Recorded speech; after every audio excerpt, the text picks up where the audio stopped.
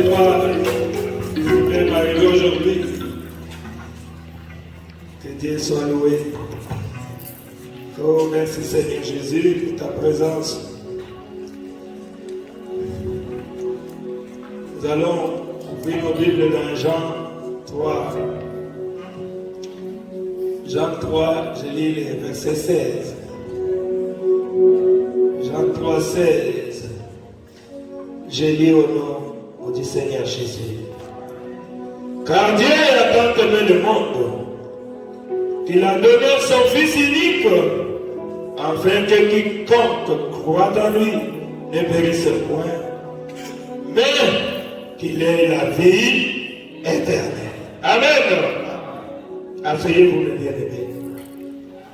Voilà notre verset. Dieu a tant aimé le monde.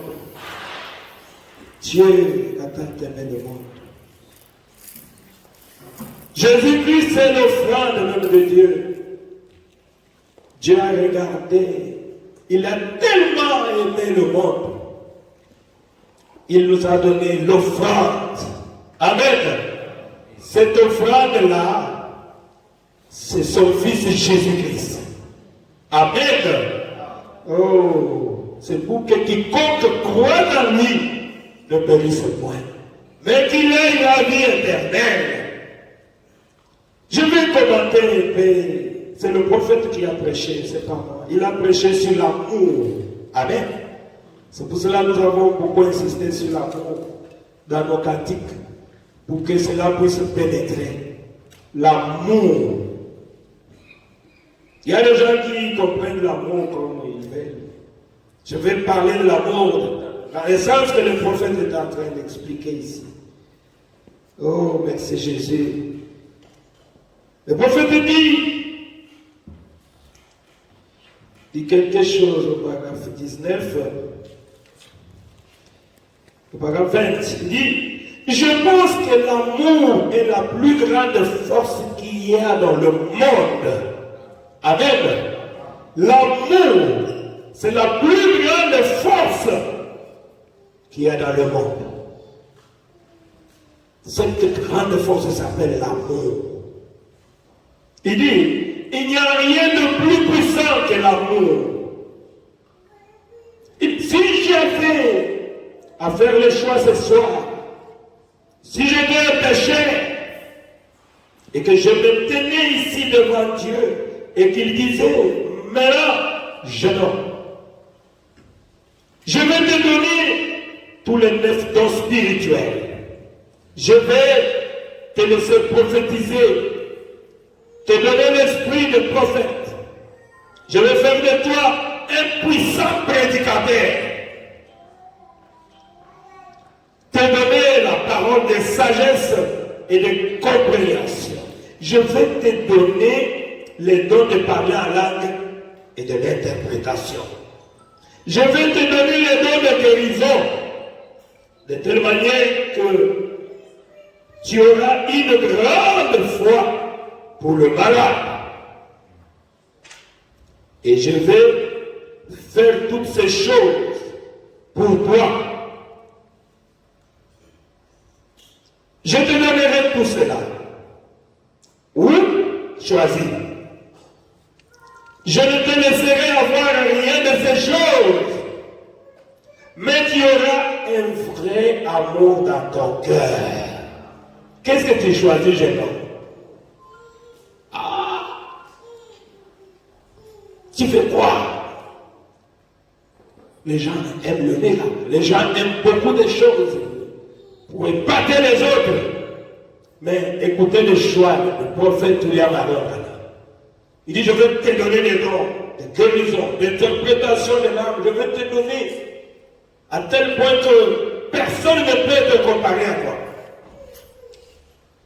Maintenant, tu dois faire un choix. Tu vois?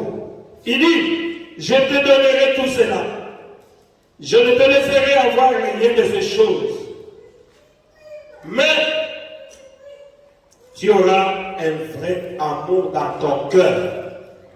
Je te prive de tous les dons, mais je te donne seulement un vrai amour dans ton cœur. Qu'est-ce que tu veux choisir? Le prophète dit, je dirai, oh Dieu, donne-moi l'amour. Amen. Laisse-moi, laissez le don, donne-moi l'amour. Amen.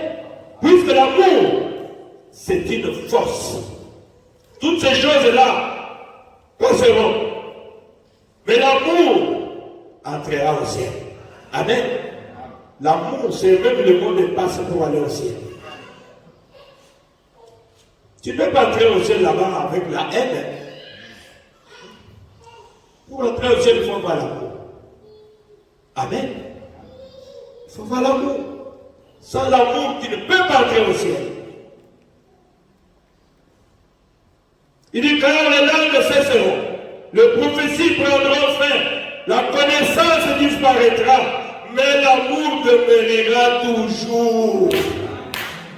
Voilà pourquoi je veux que Dieu me donne l'amour. À quoi c'est bon de prophétiser alors que j'ai la haine dans mon cœur contre mon frère, contre ma soeur? À quoi c'est bon de guérir le malade et j'ai la haine dans mon cœur? D'ailleurs, vous savez, les dons de guérison agissent avec l'amour. Si tu n'as pas l'amour, tu ne peux pas avoir les dons de guérison. Puis avant de guérir quelqu'un, tu dois d'abord l'aimer. Tu dois compatir à sa souffrance. Et c'est l'amour. Quand l'amour s'élance, la grâce prend la place. Vous voyez? Qu'est-ce qu'on nous dit dans 1 Corinthiens sur l'amour? Il dit, quand je parlerai les langues des hommes, des anges, si je n'ai pas l'amour, je suis un airain qui résonne, ou une cymbale qui retentit. Et quand j'aurai le don de prophétie, la science de tous les mystères et toute la connaissance, quand j'aurai même toute la foi jusqu'à transporter des montagnes, je n'ai pas l'amour, je ne suis rien. Amen. Et quand je distribuerai tous mes biens pour la nourriture de pauvres, quand je livrerai même mon corps pour être brûlé, si je n'ai pas l'amour, cela ne me sert à rien. Qu'est-ce que l'amour? Il dit l'amour est patient, il est plein de bonté. L'amour n'est point envié, l'amour ne se vante point, l'amour ne s'enfle point d'orgueil, il ne fait rien de malhonnête. L'amour ne cherche point son intérêt. Il ne s'irrite pas. Il ne soupçonne point le mal. Il ne se réjouit point de l'injustice, mais il se réjouit de la vérité. Il excuse tout. L'amour excuse tout. Il croit tout. Il espère tout. Il supporte tout. Il dit l'amour ne périt jamais. Amen. C'est pour cela qu'il faut avoir l'amour. Je voulais aujourd'hui qu'on parle là-dessus. Il faut avoir l'amour. Tu n'as pas l'amour, tu vas aller où? Pour aller au ciel, il faut avoir l'amour. Si tu n'as pas l'amour, tu n'iras nulle part. Tu n'iras nulle part. Vous allez m'excuser, je vais lire le prophète pour que j'aille vite. Il dit au parole 21, il parle d'une histoire là, d'une fille. Il dit, il y a quelque temps, une petite histoire m'a été racontée sur une mère, une jeune fille avait été à l'université. Je l'ai dit un peu rapidement. Donc, une mère avait une fille qui est allée à l'université. Comme vous êtes venus, il y a des filles qui sont venues étudier ici, sont venues à l'université pour étudier. Alors, comme elle est en train d'étudier, elle avait ses camarades. Vous savez, vous pouvez rencontrer les camarades de n'importe comment.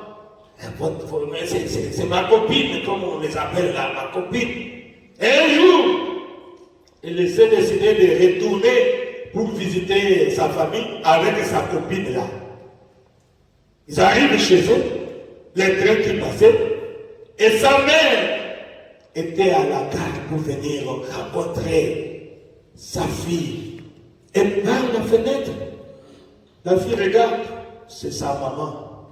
Et vous savez comment était sa maman? Elle était défigurée, le visage brûlé. Alors, c'est son ami qui dit, mais ça c'est quelle vieille maman comme ça. Voilà comment elle est vraiment louche, je ne sais pas comment on dit ça. N'est pas, voilà comment elle est. Et la fille a commencé à avoir honte de sa maman. Quand ils sont descendus du train, sa maman a couru pour l'embrasser. Elle veut l'embrasser. La fille refuse et tourne. Ne veut pas que sa maman puisse l'embrasser. Ah! La maman était triste. Qu'est-ce qui ne va pas? Et pendant qu'elle tournait là, il y a un machiniste qui était là, l'a retenu. Il dit, toi, viens avec ton ami. Et c'est le machiniste qui commence maintenant à raconter l'histoire. Il dit maintenant à son ami là, vous savez, c'est sa maman telle que vous voyez là. Et je dois te dire, moi j'habitais le quartier. Un jour, il y a eu l'incendie dans la maison où habitait cette femme-là. Et ton ami ici était encore bébé. Et c'était sa maison, les maisons qui brillaient. Et les camions incendie sont venus pour intervenir. La maman était en bas. Il y avait des chats, des flammes, des feux partout. Ton ami devait brûler dans la maison. Et cette maman que tu vois ici était 2 fois plus belle que sa fille, que ton ami ici. Elle a dit non, ma fille va brûler là-bas. Non, comme chaque mère qui est mère. Elle a tout laissé, elle a couru. Elle s'est projetée dans la fenêtre. Elle n'a pas eu peur de ce fait-là. Elle est entrée, elle a enlevé les habits qu'elle avait. Elle a couvert son épée. Et elle est sortie encore par la même fenêtre. C'est pour cela le feu a brûlé. C'est pour cela le feu l'a défiguré tel que vous voyez là. C'était pour sauver ton ami ici. Et aujourd'hui, c'est ton ami qui tourne le dos à sa maman. Et son ami a eu pitié. Il a dit, ah, mais pourquoi tu as eu honte de ta maman? Et elle était là. Il a commencé à pleurer. Vous voyez? Et c'est ce que le prophète dit. Cela l'a tellement touché, cette histoire-là, à tel point qu'en bas ici, il dit, c'est pourquoi elle est devenue laide, afin que tu deviennes jolie. Amen. Ta maman a accepté de devenir laide, afin que toi tu deviennes jolie. Et alors, tu as honte d'elle, vraiment. Elle qui a accepté de devenir laide, pour que toi tu deviennes jolie. Ah mon Dieu. Le prophète dit au paragraphe 23, il dit, je me suis dit, quand j'ai appris l'histoire, c'est vrai, ce que Jésus est devenu pour nous. Amen. Jésus, il est devenu mort et péché, afin que nous qui étions, en fait, coupables et pécheurs, oh là là, vous dites, si c'était ma mère, j'aurais été fier d'elle. C'est ce que maintenant, peut-être tout le monde, les gens qui sont là, ils vont dire, mais cette fille-là est insensée. Si c'était ma mère, je ne pouvais pas avoir honte d'elle. C'est parce que tu n'étais pas là. Peut-être que si tu étais là, tu allais aussi agir de la même façon. Amen. Mais aujourd'hui, qu'est-ce que tu fais de Jésus? Quand je vous dis que Jésus est mort pour toi, tu es en train de dire, ah, laissez-moi ces choses-là, laissez-moi faire la vie. Ce que vous appelez vie là. Je ne sais pas c'est quoi, c'est quelle vie? C'est la mort. Il dit, on est là, vous dites, si c'était ma mère, j'aurais été fier d'elle. Maintenant le prophète dit, qu'en est-il de votre Seigneur ce soir? Amen. Amen. Qu'en est-il de votre Seigneur ce soir? Il dit, avez-vous vraiment honte de lui ou êtes-vous vraiment fier de ce qu'il vous a sauvé? Êtes-vous disposé à rendre témoignage de ce qu'il a fait pour toi? Ou bien tu as honte de lui?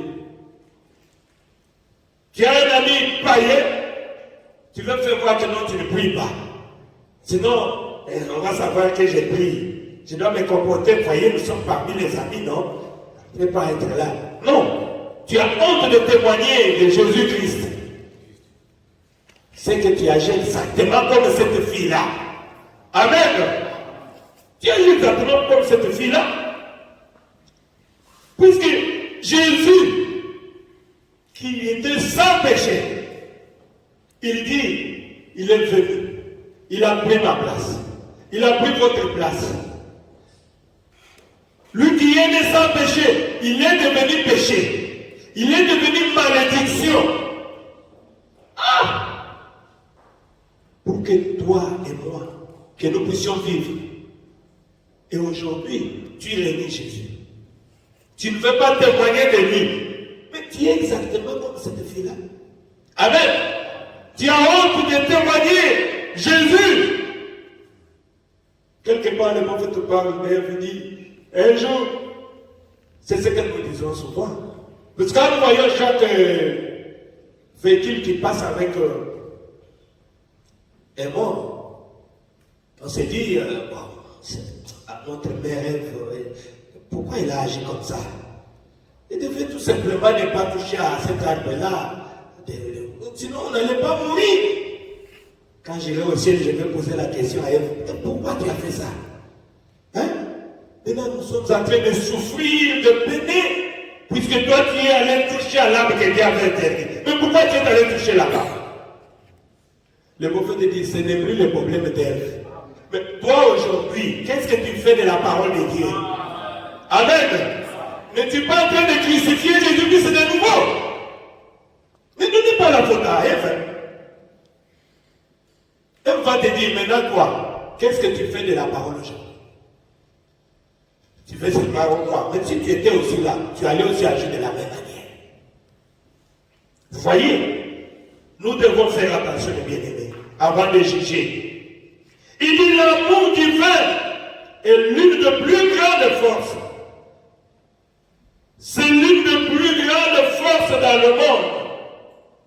Quand l'amour divin est projeté, qu'il est arrivé à sa fin, alors la grâce souveraine prend la relève. Amen.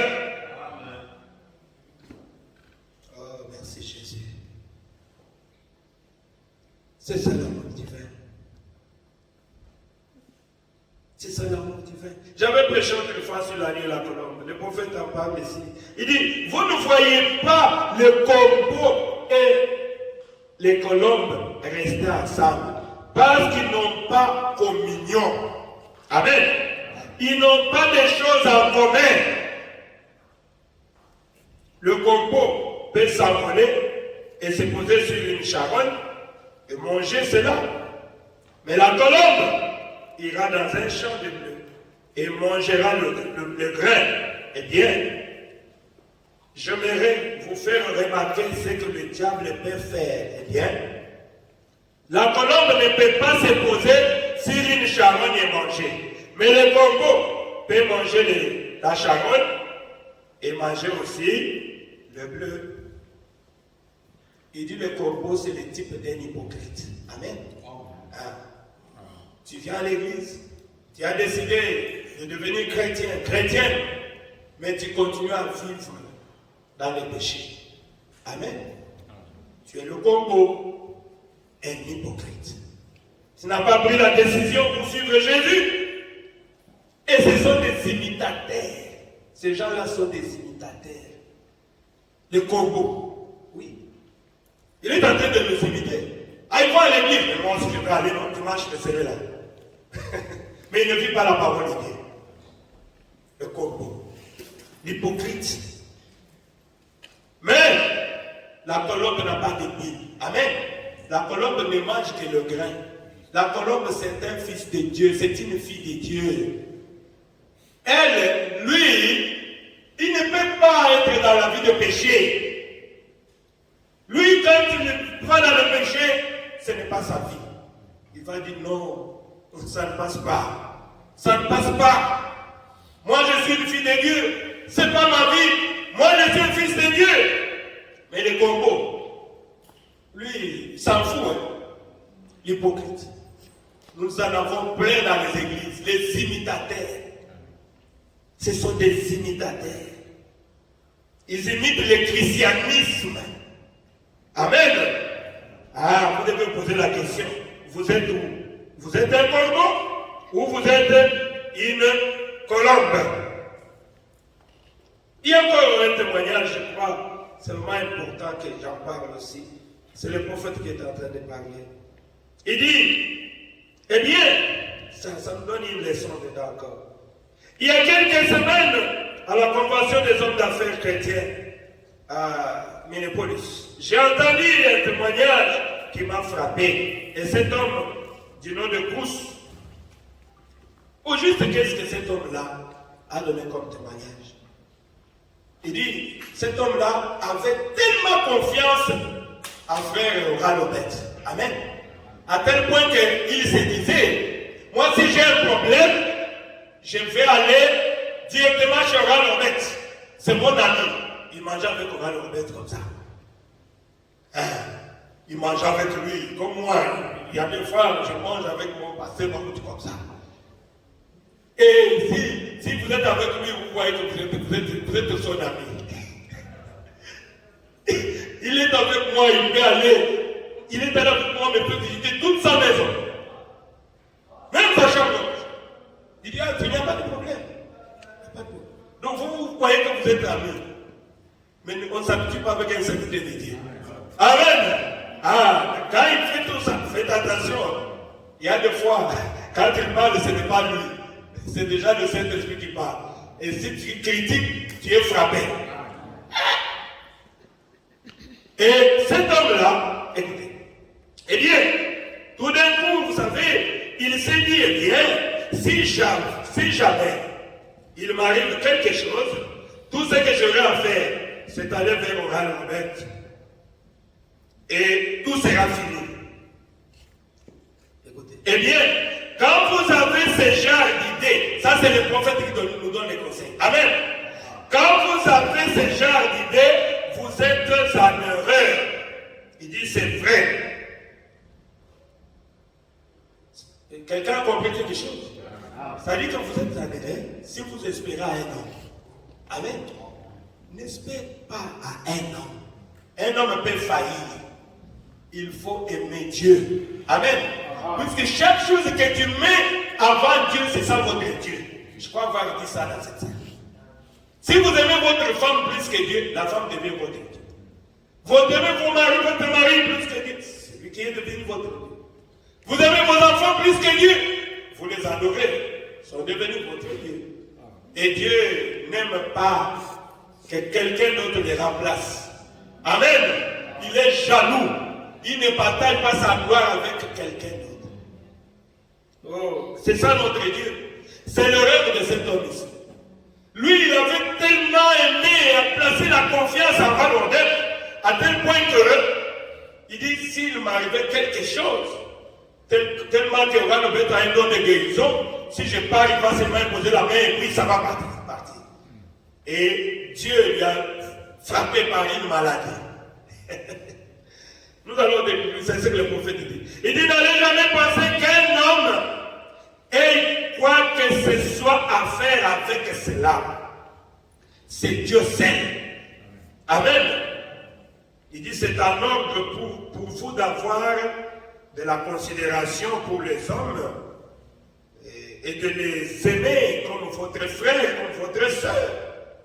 Mais, le prophète nous conseille, mais n'aimez jamais quelqu'un dans votre cœur autant que vous aimez Dieu. Amen. N'aimez jamais quelqu'un dans votre cœur autant que vous aimez Dieu. J'aime beaucoup l'argent. Non, on a besoin d'argent, mais pas l'argent. Amen. On aime tellement Dieu. C'est pour cela que nous sommes des fous de Jésus ici. C'est pour ça. Quand vous êtes fou de Jésus, Dieu est content. Et Dieu te bénit. Il t'apporte le yeux de ton cœur. Mais si tu comptes sur quelqu'un, nous chantons souvent ici, papa faillira, maman faillira, le pasteur faillira, mais il n'y a qu'un homme qui ne peut jamais faillir. C'est Jésus-Christ. Amen. Oh, merci Jésus. Il dit, mais n'aimez jamais quelqu'un dans votre cœur autant que vous aimez Dieu. Ou avant Dieu, non. Sinon, si tu aimes les maris là, et les jours où il va te décevoir, tu vas devenir une femme. Amen. Je l'aime, mais il n'est pas mon Dieu. Amen. J'aime mon Dieu plus que mon mari. J'aime mon Seigneur plus que ma femme. Amen. Puisque c'est un homme, il peut faillir. Et je peux me dire que c'est fini. Comme les Galats disent, Wenge Panther. Alors, tu vas vivre une crise. Non? Mais si tu as Jésus comme ton confident, Amen. Tu dis, il y a au moins quelqu'un qui me reste. Amen. À qui j'ai placé ma confiance, c'est Jésus-Christ. Mon Dieu, c'est ce qu'il dit. Il dit, n'aimez pas quelqu'un d'autre avant Dieu. Gardez-les en premier. Gardez qui? Dieu. Il dit, aimez-vous les uns les autres. C'est ce que la Bible dit.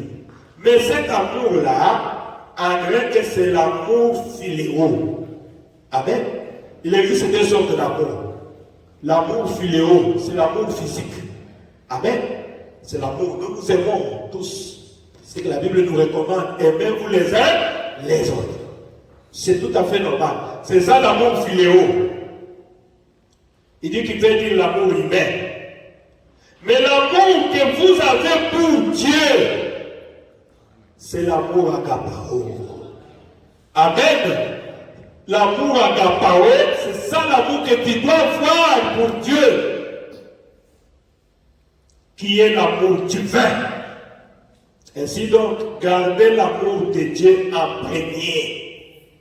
Amen. Gardez cet amour-là en premier. Cet homme-là a été déçu. Il est allé chez le roi Robert, je vais aller vite. Le roi Robert il a été frappé par la maladie des reins. Il dit, il est allé à l'hôpital, tes reins ont des problèmes. C'est fini. Il dit, mais il n'y a pas de problème, je vais aller chez le roi Robert, tu vas seulement imposer la main. Et ça est fini, je serai guéri. Vous voyez, il vient chez le roi Robert. Je vais l'inviter dans le restaurant puisqu'il avait beaucoup d'argent. Il a invité Robert dans le restaurant. Ils ont mangé. Et fini, il a dit Robert, tu sais, je suis allé à l'hôpital, on m'a attrapé avec la maladie des reins. Et qu'est-ce que tu penses? Il dit, Robert, il pas de problème. Et à genoux, je vais prier. Et Robert a prié. Il s'est senti un peu bien. Il part après, le soir, ça reprend encore. Mais Robert a prié, non? Comment ça reprend encore? Il part encore chez Robert. Il va encore Robert. C'est retourné encore cette maladie-là. Tiens, on va prier encore. Il pose encore les mains. Il prie, il part. La maladie est encore retournée après un jour. Troisième fois, Robert a prié 3 fois, sans succès. Amen. Et pourtant, il priait pour les autres. La maladie partait, les aveugles le voyaient. Le mieux parler. Mais moi, son ami, depuis qu'il a prié pour moi 3 fois, cette maladie continue. Il a compris que Oran avait failli. Amen. C'était une leçon que Dieu était en train de donner. Alors il s'est dit, je vais aller voir maintenant William Marie. Lui vraiment la carrière. Si je fais pas la carte de billets, et je vois qu'elle a des billets, et il va connaître ce démon-là et puis ça va partir. C'est dans le pays. Il est allé là, il a pris la carte de billets et plusieurs fois on l'a même pas cité pour qu'il puisse venir et je prie pour lui. C'est le moment qui apparaît. Et un jour, il était fatigué. Il a commencé à pleurer. C'est pas si c'était découvert là-bas. Oh mon Dieu! Il a dit, vous savez, je suis fatigué, je n'ai pas de douleur. Il est parti pendant environ 3 ou 4 semaines. Il est allé bien. d'un coup, il dit cela a repris. Eh bien, il a dit Seigneur Jésus. Ça, c'est juste à la fin. Je voulais dire ça. Ok. Là, on a dit, j'ai dit, cela n'arrive pas très souvent. Ça, c'est bien maintenant quand il avait prié pour ce monsieur-là. Mais je voudrais dire, avant pour que vous puissiez comprendre. Auparavant, mais ceci dit, j'étais à Créport, ou à Louisiana, lors de ma dernière réunion ici. Et il est venu à l'hôtel, Washington Rio. J'étais avec sa charmante femme. Et il a dit, frère, je vais chercher à avoir une carte de prière. Oh là là! Et on lui a donné chaque soir. Il n'a jamais été appelé dans la vie. Comme je l'aime beaucoup, juste quand il allait partir, il était là, dans le couloir. J'étais là. Quand il passait, il s'est mis à pleurer. Il est sorti et il m'a serré dans les mains. J'ai dit, frère Pousse, je voudrais que vous montiez en chambre. Et venez avec moi. Et je suis allé en chambre. Et j'ai dit maintenant, frère Pousse, prions. Je me tiendrai devant vous et devant Dieu. Devant Dieu et vous prie. Et je verrai ce que le Seigneur me dira. Je me suis humilié devant le Seigneur. J'ai procédé comme toujours, cherchant à trouver le Saint-Esprit et des amis, et il m'a frappé. Il a refusé de me dire un mot. Amen. Ça, c'est bien dans le parole. Lui, avec le don de guérison, le Saint-Esprit descend, il ne lui a pas dit un mot pour ses frères. Tout j'ai dit, cela n'arrive pas très souvent. Essayons cela encore. Nous avons encore prié. Nous avons dit, maintenant Seigneur, si nous avons fait quelque chose de mal, de bien, pardonne-le-nous. Nous n'avons pas l'intention de faire quelque chose de mal. Mais frère Pousse et mon brave frère, il veut savoir ce qu'est ta volonté pour lui. Veux-tu me parler, Père? Et maintenant, je t'offre non pas ma main, car je n'ai rien à t'offrir. Mais je viens au nom du Seigneur Jésus à cause de lui. Et maintenant, frère, mon frère, se tient devant moi. Il m'a aidé dans des grandes difficultés. Et d'autres, et aussi ainsi de suite. Nous avons été des frères. Maintenant, veux-tu parler, Seigneur? Et je me suis humilié devant le Seigneur. Et le Saint-Esprit a refusé de dire un mot. Amen. Le Saint-Esprit a refusé de dire un mot. Je ne pouvais donc rien faire. C'est très rare. Environ une ou deux fois de ma vie que j'ai donc vu cela arriver. Amen. Amen. Vous venez devant le pasteur. Pasteur, lui, rien n'arrive. Je ne connais pas le pasteur. C'est entre les mains de Dieu. Amen. C'est entre les mains de Dieu. Dieu, c'est Dieu qui est souverain. Amen. Mais Dieu était en train d'enseigner à ce frère ici qu'il ne faut jamais mettre en confiance ou bien aider une personne plus que moi. C'était son fils. Il a montré que les hommes peuvent faillir. Il est allé chez Robert, par les succès. Il est allé chez William Branham. Frère Branham me dit, et hier, le Saint-Esprit ne m'a même parlé. Pourquoi? Et sinon, je ne savais quoi lui dire. J'ai dit, oh, frère, je ne comprends pas ça. Et j'ai dit, je vais te demander encore. Nous sommes donc allés de l'avant et j'ai prié pour lui. Je lui ai posé les mains et il est parti. Et quand il est parti, la maladie a encore retourné. Et alors, donc finalement, il a été amené à l'hôpital et tout ça. Je vais vous épargner les détails. Vous voyez, mais quelle est la conclusion de tout cela? Le jour où Frère Pousse, c'est ce qu'il est écrit ici, il est rentré en lui-même. Amen. Il a commencé à prier Dieu. Que Dieu puisse pardonner ses péchés. Et il a demandé à Dieu pardon. Il a dit à Dieu, je t'aime. Amen. Je t'aime. Tu es incomparable. Je ne peux pas te comparer à une personne. Voilà que les gens à qui j'avais fait confiance, ils ont échoué. Mais je suis ton fils. Souviens-toi de moi, Seigneur, aide-moi. Le prophète dit, c'est là les jours où Christ a trouvé la solution. Amen. Cette maladie est partie. Dieu lui-même était descendu dans sa chambre et il a guéri. Amen. Voilà pourquoi je parle de l'amour. Ce n'est pas n'importe quel amour, l'amour du vrai. Voilà pourquoi vous devez aimer Jésus plus que quiconque. Amen. Vous devez mettre Jésus en premier. Ah, merci Seigneur Jésus. Laissez-moi aller encore quelque chose.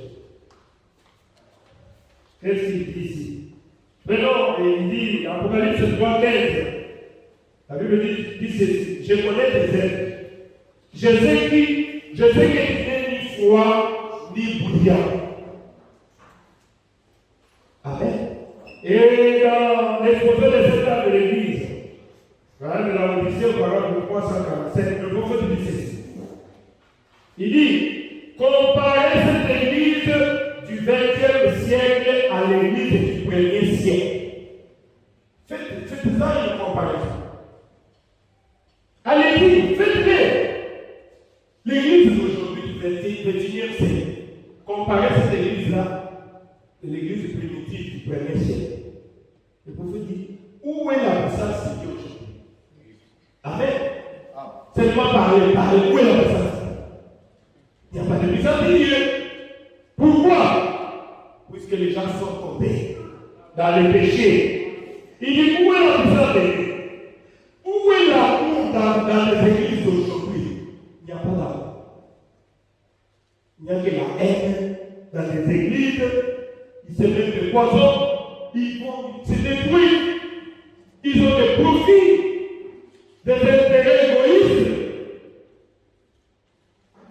Et pourtant, dans l'église primitive, il n'y avait que l'amour. Amen. Ils avaient tout à connaître. Mais les églises d'aujourd'hui, ça fatigue même les gens d'aller dans les églises. Vous cherchez le monde, vous trouvez ça dans l'église. Vous cherchez l'église, vous trouvez ça dans le monde. Comme notre frère a chanté, confusion. C'est la Odyssée. Ils sont tièdes, ils sont ni froids, ni chauds. Où est l'amour? Où est l'église purifiée qui existait, qui résistait au péché et qui marchait avec foi vers Jésus? Où est l'unité? Le prophète dit, vous ne la trouverez pas. Ils sont divisés. Divisés. Il y a la haine, la jalousie. C'est ça l'église du XXe siècle. N'allez pas écouter tel, puisqu'il est l'obéissance. N'allez pas écouter tel. Mais où est l'amour? C'est l'amour qui a été ancien. Amen. Où est l'amour? Oh. Pendant que le prophète dit, si vous êtes dans une ville qui a même l'église catholique, remplissez votre devoir en tant que chrétien. Allez dans l'église catholique. Écoutez la parole. Mais il y a une église qui descend. Les autres commencent à partager les prophètes avant soi. Et nous ne croyons pas. C'est quoi ça? Le prophète est partagé. Moi, si je vais venir ici que j'avais trouvé une église, par exemple, des gens qui disent que non, les humains ne sont pas réveillés. Mais je vais prier. Je ne suis pas blessé. Je vais entrer, je vais prier. Non, on ne peut pas dire que non, puisque elle croit que non. Je vais prier. Oui, amen. C'est pas le problème. J'ai prié mon Dieu. Ça veut dire qu'il voit le message du prophète. Je vais entrer là, je vais m'asseoir et je vais chanter, je vais prier mon Dieu. À moins que Dieu lui-même puisse me dire que non, sortez, ne priez plus encore ici. Au cas où pour m'arracher la personne. Puisque moi j'aime Jésus, je ne suis pas dans ces histoires-là. Nous vraiment, on n'est pas dans ces histoires-là. Ce sont ces gens-là. Oh, nous sommes des. C'est quoi encore? Croyez le prophète. Ah, Dieu. C'est triste. Tout ça, ce sont les conditions de la Odyssée. Lisons encore quelque chose dans Hébreux chapitre 7, première partie. Du 57. Le prophète dit, il interprète le proverbe 26. Je vais le dire. Là où il dit, mieux vaut le pauvre qui marche dans son intégrité que celui qui a des ventes orgueilleuses et qui est riche, chauve-souris. Et vous faites dire, il interprète ça de cette façon. Il dit, si je sortais tous les jours avec des femmes, et qu'en rentrant, je dise à mon épouse que je l'aime, elle saurait que je suis un menteur. Amen. Amen. Je sors comme moi, je sors chaque jour, je sors avec d'autres femmes, d'autres filles, et je rentre, je dis à mon épouse qui est là, je l'aime. Mais c'est ce que la vie s'appelle de mentir. Donc tu ne m'aimes pas, tu es menteur. Alors, je t'aime, non? Comme les blancs disent ça. Les hypocrites. Je t'aime, tu vois. Non. Comment ça tu m'aimes? Pourquoi tu sors avec les autres? C'est ce que le prophète dit. Il dit, si je sortais tous les jours avec des femmes, et qu'en rentrant, je dis à mon épouse que je l'aime, elle saurait que je suis un menteur. Pourquoi? Mes actions parleraient plus fort que mes paroles. Amen. Ce sont mes actions. Plus fort que mes paroles. Et certainement, je lui prouverai que je ne l'aime pas. Parce que je ne lui serai pas fidèle. Comme je ne suis pas fidèle à elle, je ne l'aime pas.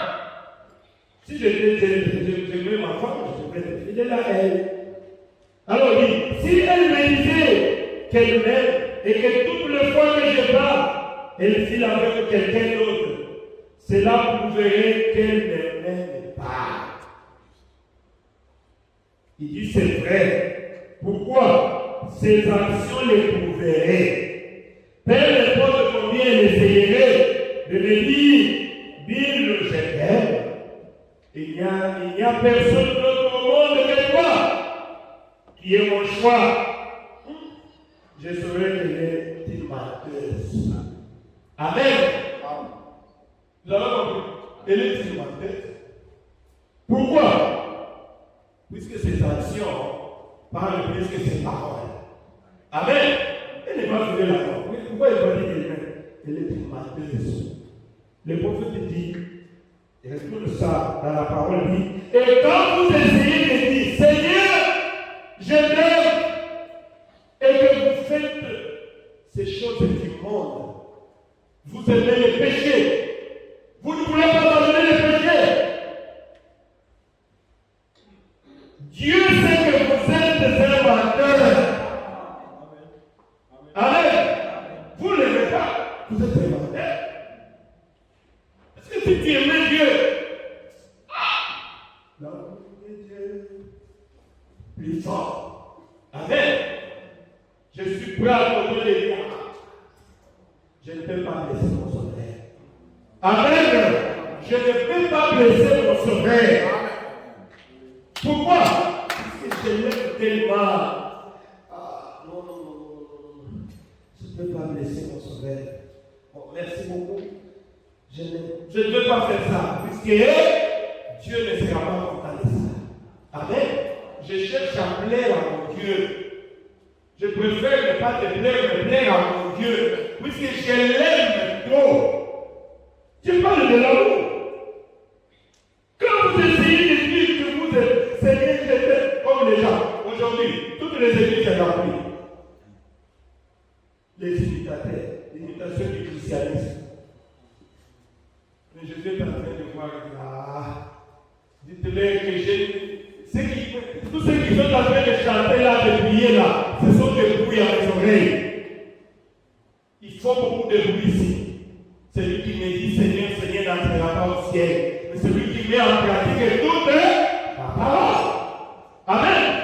Comment tu dis que tu aimes le Seigneur? Tu ne fais pas. Tu ne fais pas te conformer à la parole de Dieu.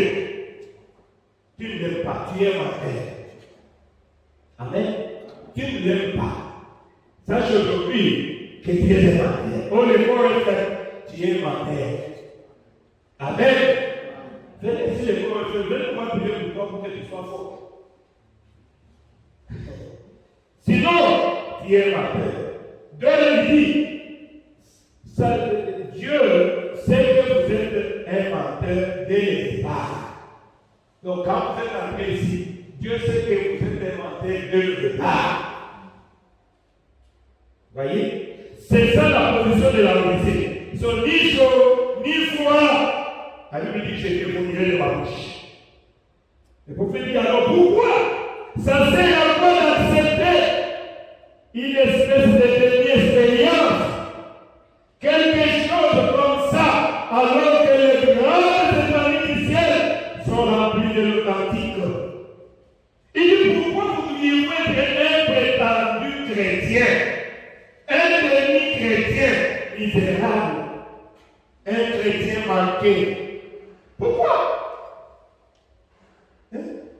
Alors que vous pouvez être un enfant de Dieu réellement de nouveau. Amen. Pourquoi?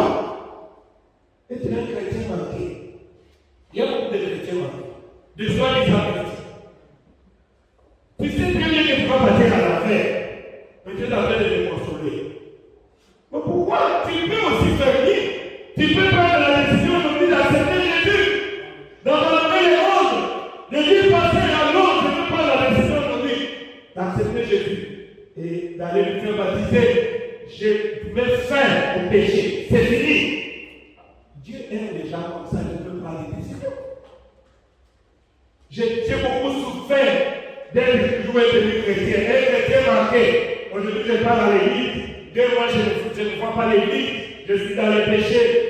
Je suis toujours corbeau, cochon. Non, je vais devenir un agneau. Je suis fatigué. Donc, la prière, c'est pour nous, les gens fatigués. Amen. Si vous êtes aussi fatigué comme moi, vous allez aimer Dieu plus que vous-même. Prier, c'est pour les gens fatigués. Donc, j'ai regardé la réponse. Tu vas m'amener où? Au plage. Tu penses que je serai satisfait? Tu crois que non? Je parle alors. Qu'est-ce que j'ai dit à Nice? Comme mes amis, ils n'avaient rien à faire avec moi. Ils viennent là avec des étudiants. Après que j'ai toujours mon carnet avec ma Bible, laissez ces choses-là. Alors, si elle fait si on a encore des jeunes, non? Laissez-moi. Alors, on parle de quoi là et la scène en tout cas là. Les personnes aussi ici, prendre les biens. Il n'y a pas de problème. Les biens vont bien. Moi, je n'ai pas mal bien. Comme vous avez insisté, vous venez prendre chez moi. Je sais que vous accompagnez. Alors, venez. Vous appelez un peu. Et j'ai gagné tous mes amis presque à Christ. Pourquoi? À cause de ma vie. Et vous voyez là, après, je suis distraits, je prends mon Nouveau Testament, je suis en train de lire. Et j'ai dit, toi aussi. Toi qui es devenu inutile, hein? Je suis venu vous accompagner, vous faites ce que vous voulez. Et je vais le trouver. Toi tu es devenu inutile, vraiment. C'est comme ça quand quelqu'un est Dieu. Amen. Il est satisfait seulement avec la parole de Dieu. Tu veux quoi? Comment faire? Toi, tu penses que non. La satisfaction, c'est quand tu as Jésus dans ton cœur. Amen. C'est quand tu es dans la parole de Dieu. Et finalement, tous mes amis qui sont là, ils ont pris le message. Ils viennent dormir avec moi. Toujours la parole. L'influence des autres. Ils sont là, ils ont voyagé tout ça, mais ils sont dans la parole. Voilà. Vous devez être placé aussi par votre vie. C'est ça les chrétiens. Dans la famille de l'homme parfait, le prophète dit ceci. C'est le prophète qui pose la question. Pendant que la il pose la question à sa femme. Il dit, m'aimes-tu? Sa femme, elle lui répond, certainement. Je t'aime. Maintenant, le prophète à son tour il dit ceci, moi, je t'aime au point de te prendre et te tirer à l'intérieur de moi, afin que nous soyons un. Amen. Ça, c'est le prophète qui dit à ça. Je t'aime tellement, je vais te prendre, je veux qu'on soit un. Mais malgré cela, écoutez ce que le prophète dit. Il dit, malgré cet amour-là, mais pour Jésus, multiplier cela fois 1 million. Donc l'amour que j'aime Jésus. Je dis bien à ma femme, je t'aime tellement de serrer pour que nous soyons un. Maintenant le prophète dit, multiplier cet amour-là, que j'aime ma femme, fois 1 million. L'amour que Jésus mérite. Amen. L'amour que Jésus mérite, prenez cet amour-là, multipliez fois 1 million. Il dit c'est l'amour que Jésus mérite. Mais quelqu'un t'écrit comme ça, on peut te forcer à venir à l'église. Non. Oh, vous priez le monde. Même si on me dit de prier chaque jour, je suis là. Pourquoi? Parce que j'aime Jésus. Amen. Il dit multiplier cet amour-là fois 1 million. L'amour qu'un enfant de Dieu devra avoir pour Jésus. Il dit l'amour que Jésus mérite. Aimer Jésus, c'est obéir à sa parole. Ce n'est pas seulement aimer à pardon, obéir à sa parole. Il dit la chrétienté est une vie, alors une vraie vie, où les choses se font automatiquement. Et non comme une chose à forcer. Car chaque fois que vous forcerez à vivre la vie chrétienne, c'est là pour clairement que vous n'êtes pas encore né de nouveau. Essayez un peu de voir ta vie là.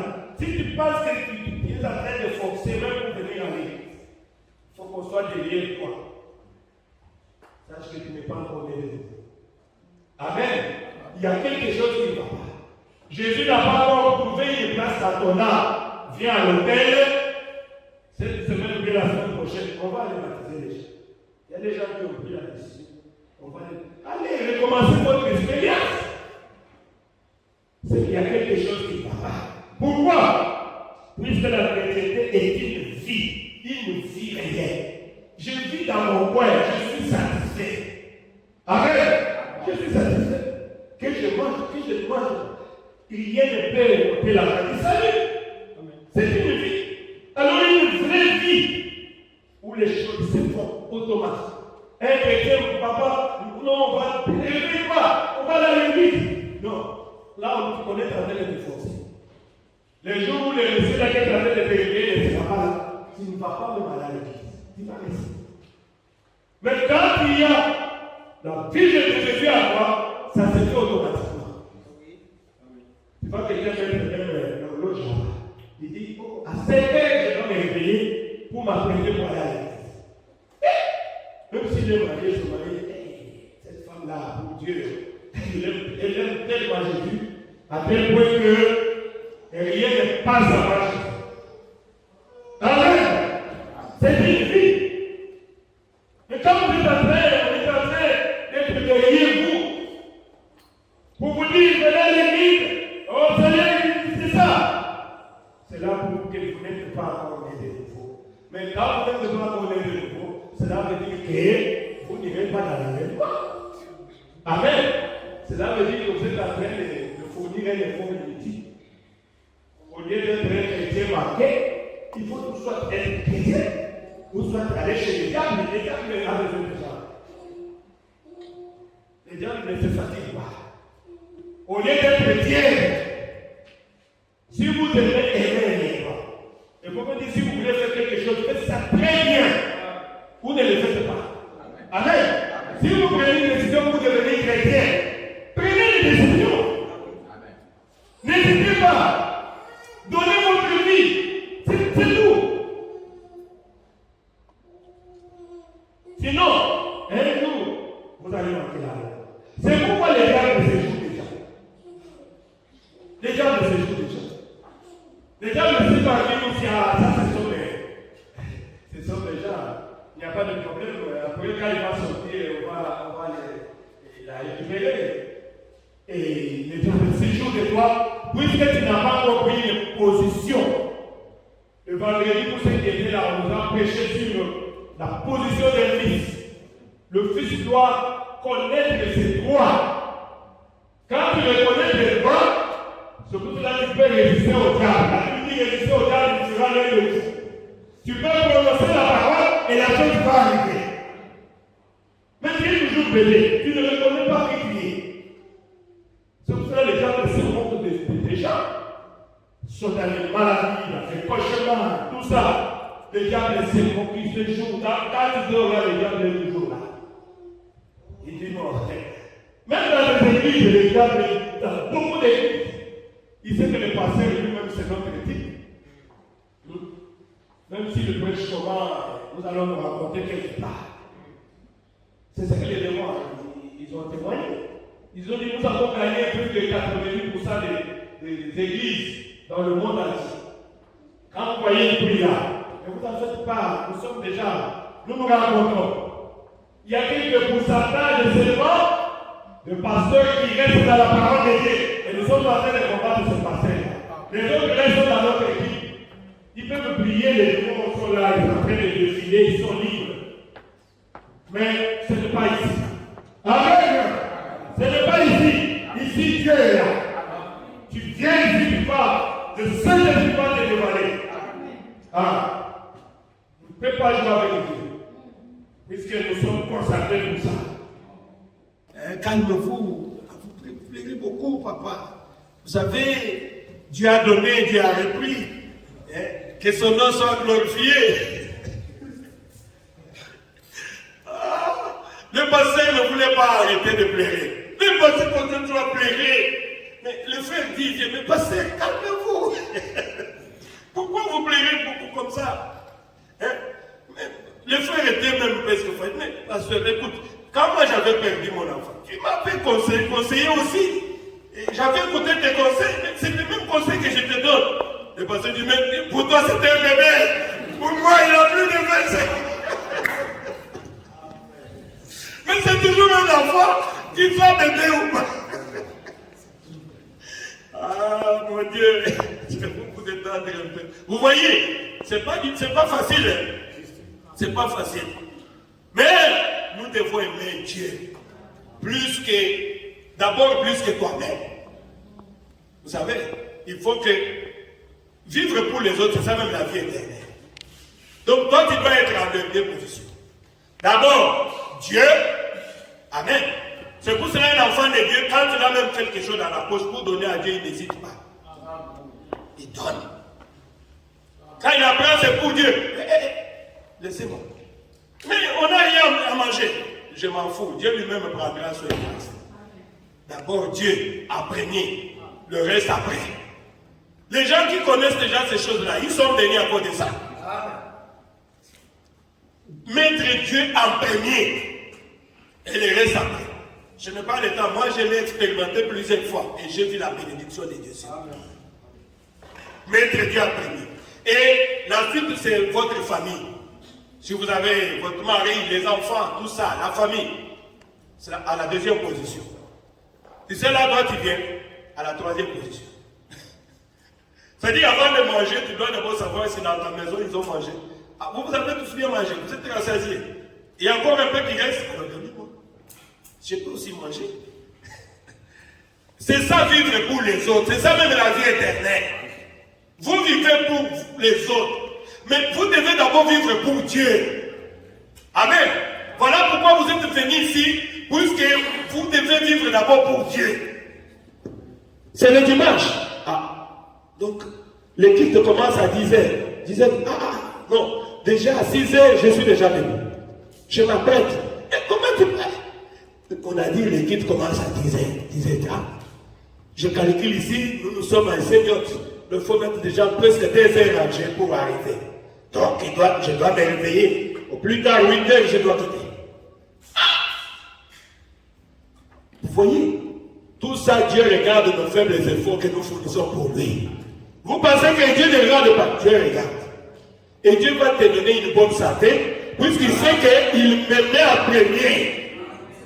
Amen. Dieu va dire, puisque quand tu seras sur le lit comme ça, tu vas dire à Dieu, Seigneur, mais à cette heure, les gens sont en train d'écouter la parole de Dieu. Pourquoi tu me laisses comme ça? Il va te guérir. Il va te guérir, puisqu'il sait que s'il te guérit, tu vas le mettre en premier. C'est comme ça qu'il avait guéri Ézéchias. Ézéchias avait dit, Seigneur, souviens-toi que je marchais devant toi avec intégrité de cœur. J'ai toujours essayé de te mettre en premier dans ma vie. je te demande de me pardonner. Je ne veux pas mourir. Accorde-moi encore quelques années pour que je puisse vivre. Et Dieu a regardé la vie. Non, Ézéchias, c'est tout à fait normal. De son vivant, Ézéchias mettait toujours Dieu imprégné. Maintenant, toi, quand tu es malade, qu'est-ce que tu vas dire à Dieu? Seigneur, guéris-moi pour que dimanche j'ai des rendez-vous aux plages. Nous allons sortir, tu sais. Aujourd'hui, les amis sont partis, moi je ne suis pas parti. Ils sont partis où? Ils sont partis faire de n'importe quoi. Dieu va dire, tu vas mourir comme un animal. Je ne trouve aucun intérêt à toi. Que tu sois en vie, que tu meurs, c'est la même chose. Tu veux vivre pour moi. Mais, Seigneur, si tu me permets de vivre, je vais te servir encore. Amen. Je te promets que je serai toujours dans l'église. Je veux mettre en pratique ta parole. Je vais essayer de témoigner ta grandeur. C'est ce que Dieu est. Dieu bénis-moi, bénis-moi. Dieu, si Dieu te donne l'argent, qu'est-ce que tu vas faire avec l'argent? Dieu regarde nos motifs à l'intérieur. Amen. Hein? Il te voit, il dit, celle-ci. Regarde, quand seulement il attrape $50, tu ne vas pas le faire à la maison. 2 jours, il n'est pas à la maison. Si je lui donne 100 000, mais c'est fini, il est perdu. Il est perdu dans l'espace. Lui, il va rester toujours comme ça. Vous voyez? C'est ça. Dieu voit le motif qui se trouve dans nos cœurs. C'est pour cela la bénédiction t'a. C'est pour cela Dieu a dit chercher premièrement le royaume des cieux et sa justice. Les autres viennent prier pour l'intérêt de quelqu'un.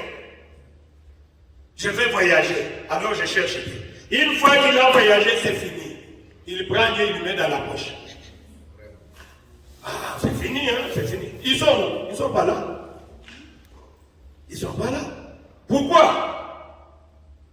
Tu n'aimes pas Dieu. Amen. Dieu regarde ton cœur. C'est pour cela que nous devons aimer Dieu en premier. C'est ce que le prophète dit ici. Il dit, j'aimerais vous dire quelque chose. Jésus-Christ se représente plus que la vie pour moi. Il a dit, l'aimes-tu? J'ai dit, de tout mon cœur, de toute mon âme, de toute ma force. Après, maintenant, il dit, après qu'il a retiré ta femme et ton enfant, j'ai dit, même s'il m'a envoyé en enfer, s'il existe une chose telle que je peux l'aimer là-bas, je l'aimerai de toute façon. Amen. Quel amour. Il dit, même si Jésus prend la décision que, Branham, toi tu pars en enfer, s'il y a une possibilité de l'aimer là-bas, je lui dirai, Seigneur, je suis en enfer, mais sache que je t'aime. Quel amour. Pourquoi? Puisqu'il a raison. Et moi j'ai toujours tort. Amen. Il a toujours raison dans tout ce qu'il fait. Amen. Tout ce qui t'arrive dans la vie, donnez toujours raison à Dieu. Mais nous regardons aux sorciers de nos familles. Nous regardons ceci. Dieu sait ce qu'il est en train de faire. Ta croix ne sera pas ma croix. Chacun a sa croix. Tu dois supporter ta croix. Dieu derrière, j'avais lu cette situation-là. Dieu derrière chaque situation qui t'arrive. Amen. Il sait pourquoi tu te retrouves ici. Il sait exactement quel jour tu quitteras ici. Et il sait là où tu vas partir. C'est pour cela chercher la volonté de Dieu dans tout ce que vous faites. Vous y allez avec brutalité. Vous allez me dire, Seigneur, est-ce que moi je t'avais dit de te déplacer? Il fallait attendre mon temps. Amen. Cherchez la volonté de Dieu. Il y a beaucoup de gens qui sont en train de se plaire. Il y a un qui a quand même témoigné, j'avais prié pour lui, finalement, il est parti en France. Il a traîné là-bas presque 2 ans. Pasteur, prié. Finalement, Dieu a fait qu'ils puissent sortir. Ils ont dit, mais si on savait, on allait rester à Istanbul. Ici, nous sommes venus au calvaire. Ah, mon Dieu. Vous voyez, c'est pas facile. Cherchez la volonté de Dieu. Amen. S'il faut que je puisse aller au village, je vais partir. Je vais partir. Il n'y a pas de problème. Mais je dois dire, Seigneur, même si tu m'envoies au village, sache que même là-bas, je continuerai à t'aimer. Dieu veut avoir ces déclarations comme une déclaration de Branham comme ça. Il dit, il représente tout pour moi. Écoutez, même s'il me dit, Branham, ta place n'est pas au ciel, c'est en enfer, je vais aller là-bas. S'il y a une possibilité de continuer à l'aimer, je continue à l'aimer là-bas. Mais comment une personne comme ça, Dieu va l'envoyer en enfer? Dis-moi. C'est difficile. Amen. Dieu regarde et dit, celui-ci, pour l'arracher de moi, c'est difficile. Il est connecté. Il m'aime. Et c'est pour cela que Dieu l'aime aussi. Pour que Dieu t'aime, tu dois l'aimer aussi. Amen. Tu dois l'aimer. Il dit, oh, je suis très content de savoir que par la grâce, il a placé cela dans mon cœur. Quoi? L'amour. Cette chose puissante. L'amour. C'est là conquiert. Il dit, vous pouvez conquérir votre mari. S'il ne veut pas fréquenter l'église et qu'il se dispute avec vous du fait que vous y allez, priez simplement. Amen. Eh bien, ne cherchez pas à faire semblant là-dessus. Si vous le faites, ça ne marchera pas. Mais si vous avez réellement cet amour dans votre cœur pour son âme, il le saura que vous l'aimez. Amen. Ne vous en faites pas. Le mari est sanctifié par la femme qui prie, qui croit, et vice-versa. Vous ne pouvez pas tromper là-dessus. Vous ne pouvez pas bluffer cela. Cela doit réellement être là. C'est la raison pour laquelle là, c'est automatique. Quand vous avez l'amour de Dieu dans le cœur, vous le savez. Amen. Si vous n'avez rien dans votre cœur comme amour de Dieu, vous le savez aussi. Mais nous devons aimer Dieu. Amen. Oh, merci Seigneur Jésus. Voilà, je voulais parler sur l'amour. Puisque j'ai senti ça dans mon cœur, j'ai dit, mais qu'est-ce que je veux parler? Ah, j'ai vu cette Oshi, j'ai dit, amour. J'ai dit, oh là là, l'amour. Donc je veux parler de l'amour. Ce n'est pas n'importe quel amour, l'amour divin.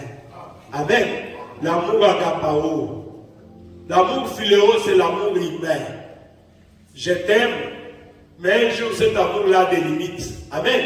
Vous voyez, vous êtes là-bas à l'hôpital, vous n'avez plus de force. Personne ne vient vers vous. Mais c'est fini, c'est la loi de la nature. Oh, ils m'ont abandonné. Mais ils devaient t'abandonner. Ils vont commencer à dire, mais il faut que tu puisses mourir, tu nous as tellement dérangés. C'est ça l'amour philéo. Tu as beaucoup souffert, tu dois partir, moi je ne pars plus au travail, je suis toujours assis. Celui qui parle comme ça, c'est l'enfant. Il parle peut-être à son père, à sa mère. C'est ça l'amour philéo.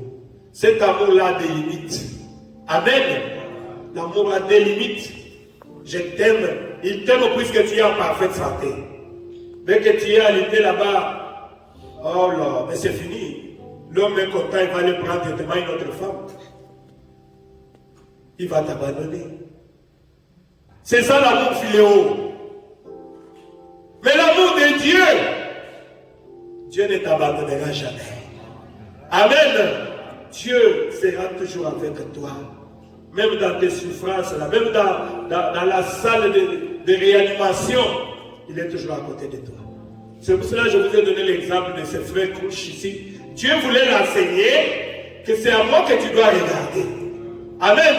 C'est à moi que tout ton amour doit être dirigé vers moi.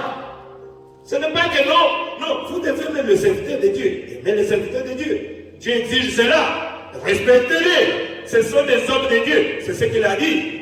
Mais ton amour, le 90%, réservez cela à Dieu. Réservez cela à Jésus. Tu verras que Jésus s'occupera aussi de toi. Mais si tu mets ta confiance 100% dans un homme, soit Dieu va retirer cet homme-là. Dieu va retirer cette femme-là. Pour voir maintenant là où tu vas placer ta confiance.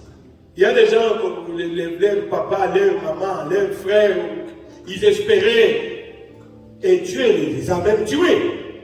Et maintenant, c'est lui qui était notre poteau d'attache. Toi tu avais comme poteau d'attache ton père, ta mère. Non, papa faillira, maman faillira, l'oncle faillira. Amen. Il peut me décevoir un jour. Mais moi, je veux m'approcher à quelqu'un qui ne peut jamais me décevoir. C'est lui que je donne tout mon amour. Et il s'appelle Jésus-Christ. Je vous incite vraiment à aimer cet homme-là. Et vous ne serez jamais déçus. Amen. Quand tu es malade, avant même que tu pries, il est déjà décédé. Et la maladie est partie.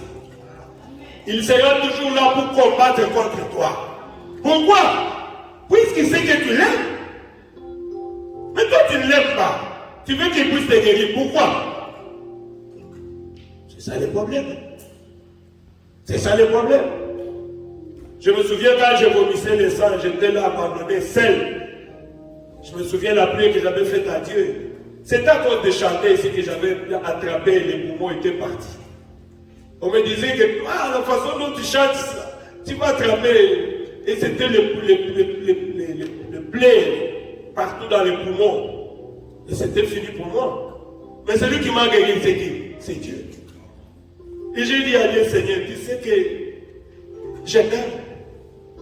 Si tu me guéris, je te promets que je vais encore te servir plus. Amen.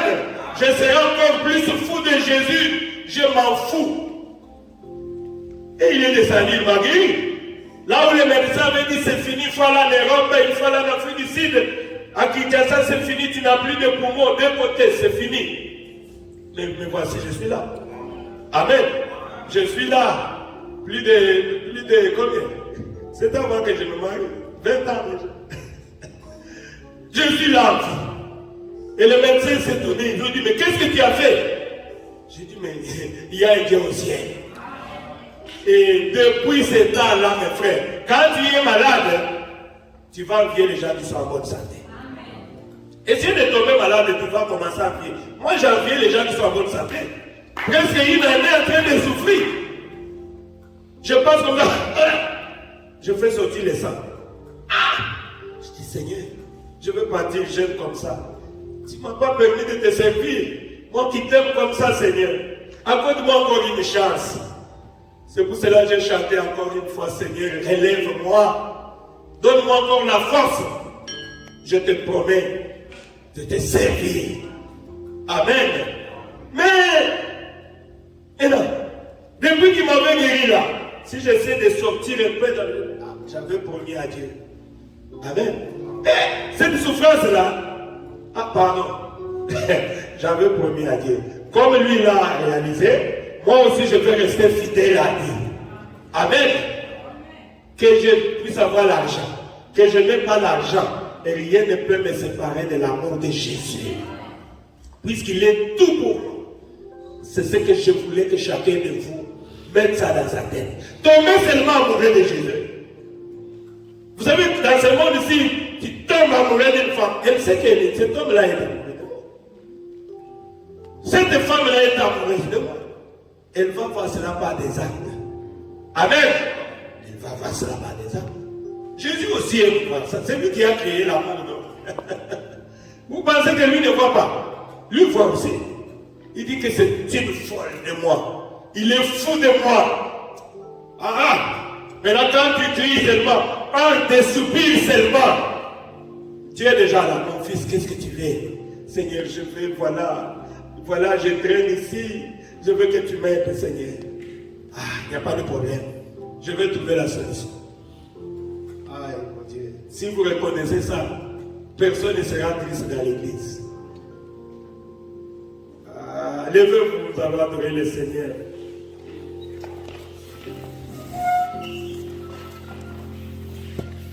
Ah, merci Jésus. Qui va chanter ça? Oh, oh, là, il est si là, dans ce monde. Il dégage la lettre.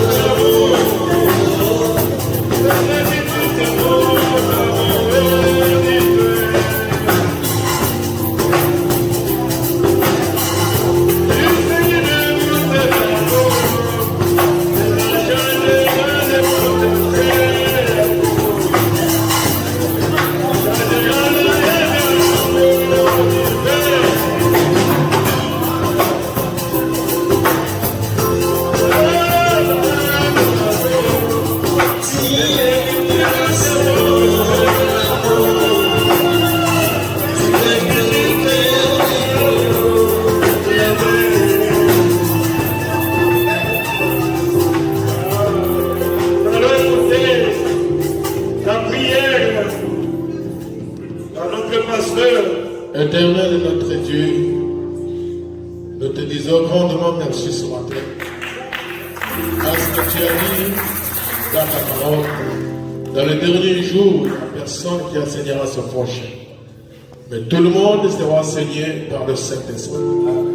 Ce matin, Seigneur, quand j'ai regardé mon frère, ton serviteur de la chair, je ne l'ai pas vu encore, j'ai vu le Saint-Esprit en train de parler au Dieu, communiquer la pensée de Dieu ce matin sur l'amour.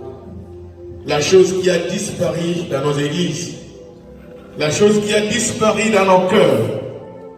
Notre prophète nous a dit la victoire de Daniel au fossé lion parce qu'il avait tellement aimé Dieu.